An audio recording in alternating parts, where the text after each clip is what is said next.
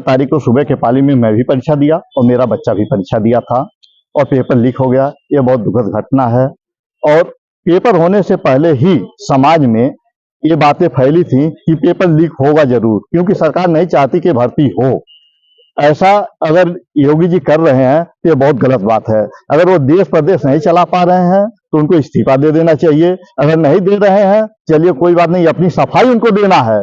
तो जो paper leak किए हैं उनके साथ सख्त से सख्त कार्रवाई हो और देश द्रोही कानून लगाकर उनको आजीवन कारावास करवा दिया जाए, ताकि ऐसा किसी भी गिरोह का काम करने का हौसला बुलंद ना हो। 2024 को हुई है 17 और 18 इसका परीक्षा का पत्र जो है एग्जाम के पहले ही दोनों पालियों का लीक हो गया, टेलीग्राम पे व्हाट्सएप पे वायरल हो गया। तो ये सब अभ्यर्थी हैं, इस पर उनकी दस्तखत है, आप सब लोग हैं। ये चाहते हैं कि वो पुलिस की परीक्षा पुनः जो है उसको निरस्त करा के पुनः नई परीक्षा कराई जाए, और जो दोषी हैं जिन्होंने इसको वायरल कराया है या इसमें धांधलीबाजी की है उनके ऊपर सख्त कार्रवाई की जाए। माननीय मुख्यमंत्री जी को प्रेषित ये ज्ञापन है। द्वारा जिलाधिकारी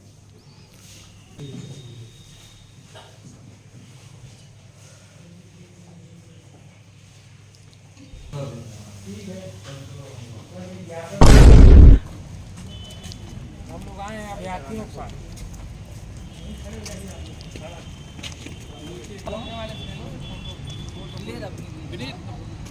मुबारक आ जाओ, आगे आ जाओ, आओ।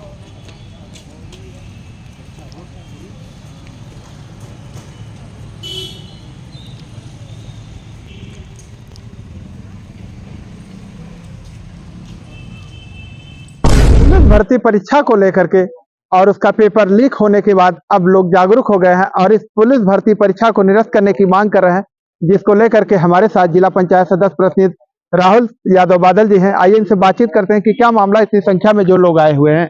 राहुल जी, क्या मामला है जो इतनी संख्या में लोग आए हुए हैं? मामला वही है जो अभी आप चर्चा कर रहे थे। अभी 17-18 तारीख को उत्तर प्रदेश पुलिस परीक्षा हुई है, 2 पालियों में 2 दिन हुआ है और उसका पेपर लीक हो गया, जो कहीं ना कहीं प्रशासन का फेलियर है, शासन का फेलियर है।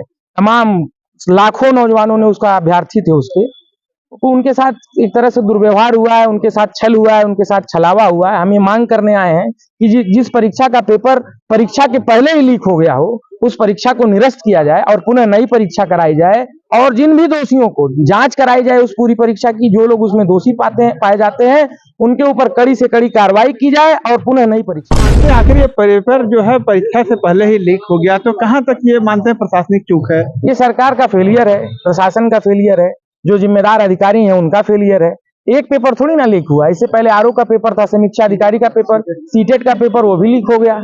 ये कहीं ना कहीं नौजवानों के साथ बहुत बड़ा कुठाराघात है, उनके सपनों को कुचलने का काम किया जा रहा है। और कुछ बिचौलिए हैं, ठीक है, जो शासन स्तर पर उनके तार जुड़े हुए हैं, वो लोग हर पेपर को लीक कर देते हैं और पूरी भर्ती को अधर में उन्होंने मुख्यमंत्री को संबोधित ज्ञापन दिया है और ये पेपर को निरस्त करके नए तरीके से पेपर नहीं कराया जाता, तो इसको लेकर के आगे क्या कदम उठाएंगे? अब इसको लेके हम लोग फिर चर्चा करेंगे, अपने अभ्यर्थियों के बीच में जाएंगे, छात्रों के बीच में जाएंगे, लोकतांत्रिक तरीके से अपनी बात को रखेंगे।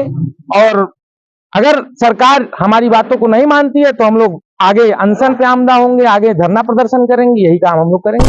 ये देखिए, ये भीम आर्मी संगठन के हैं, ये बातचीत करते हैं। आज जो डीएम कार्यालय पे आए हैं, क्या मामला, किस बात को लेकर आए हैं? बच्चों के भविष्य की बात है, इसमें हम लोग ज्ञापन देने आए थे कि माननीय मुख्यमंत्री जी इसको दोबारा पुनः जारी करें और परीक्षा बच्चों को कराया जाए, क्योंकि भविष्य इनका अंधकार में पड़ता जा रहा है। इसे धांधलेबाजी बढ़ती जा रही है, अगर इस पे कार्रवाई नहीं की जाएगी तो बच्चों की भविष्य अंधकार में आ जाएगा। जो लोग अभ्यर्थी रहे, आइए बातचीत करते हैं।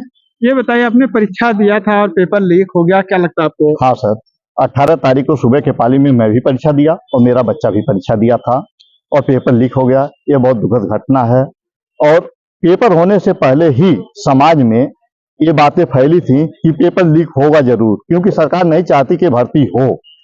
ऐसा अगर योगी जी कर रहे हैं तो ये बहुत गलत बात है।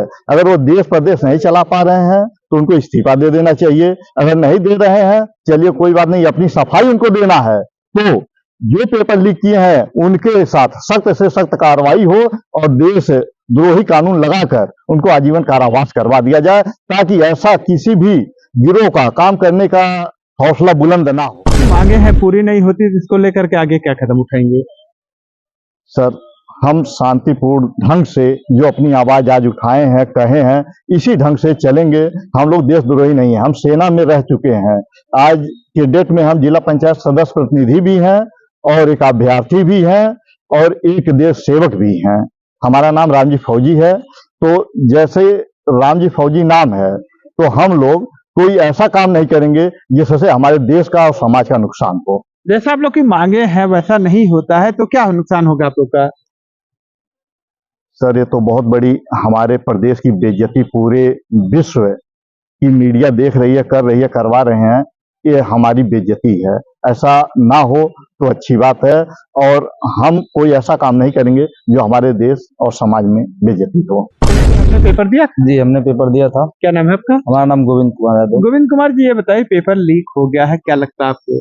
सर, जैसा कि ये तक 2017 से इनकी सरकार है, 2017 से ही देखा जाए तो ऐसा आज तक कोई भी पेपर इनका, चाहे टेट का हुआ, चाहे यूपीपी का हुआ, चाहे आरओ का हुआ, एआरओ का हुआ, सारे पेपर इनके द्वारा लीक होते हैं। तो कहीं ना कहीं ये सरकार की बहुत बड़ी नाकामी है और हम लोग चाहते हैं कि इसको रोकने के लिए सरकार कोई बहुत अच्छा कोई कदम उठाए, जो हो रहा है पेपर लीक, इसको रोका जाए। पेपर लीक हो गया और आप लोगों ने परीक्षा दिया, जी। तो क्या लगता है कभी ये रिजल्ट आएगा?